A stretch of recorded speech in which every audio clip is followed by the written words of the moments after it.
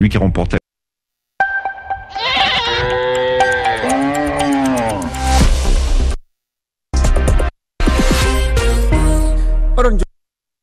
de yamde jetati silmaji capantati woni ɗo e Dakar lamorde Sénégal ko on waktu yoni to Kaolack e to Tambacounda. Ahmadou Barouba. Kon waktu kadi yoni to gurel cioga leydi Mauritanie tedduɓe ko ɓuri tengtude kabaruji ɗi oɗo subaka horeɓe leyɗele Afrique joyi no jokki jillu mumen to Amerique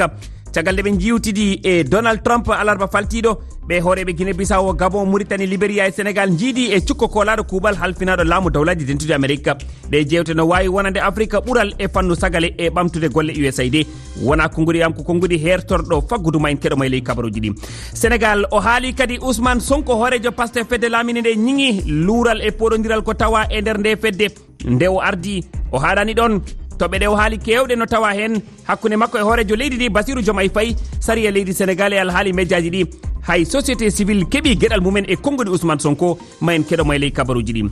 Suka guinenajo mo duuɓi nogas e jeenayyi waɗi ko wowani yiyede e teskede lebbi nayyi o waɗi hakkude Guinée e Makkatal Mukarram o iwri ko Guinée fewde e nde nokkure teddude taw ko welo o jogui caɗele tawama kono o yettima toon to Makka hay so tawi o hajjani angal visa kono noon o waɗi umra. Bisimilla moon.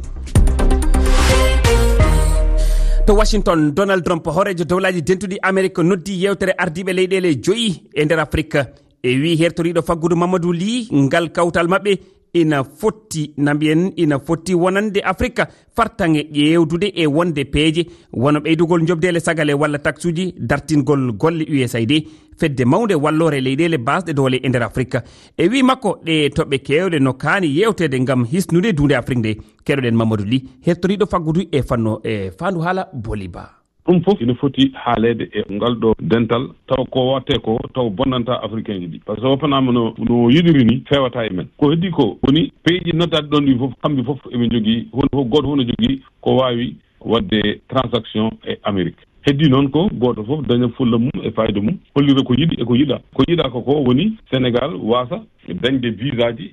pour yaade Amérique aɗon gandi wayno Sénégal ne heeɓa hitande fof ko fote 1400 milliards no ummi caggal leydi no ara no naata ɗo feccere wotere nde so a waɗi ɗum pecce tati feccere wotere nde ko Amérique ummi ɗum ko bandiraɓe men koreji men sukaɓe men wonɓe Amérique noddata ɗum ɗo ɗum no walli yimɓe hewɓe joni so wi omo usta walla omo waɗa feere ha haalis on ɗon no yaltirta États-Unis ara ɗo usto ɗum addanta ko probléme aji ko fate maintenant e investissement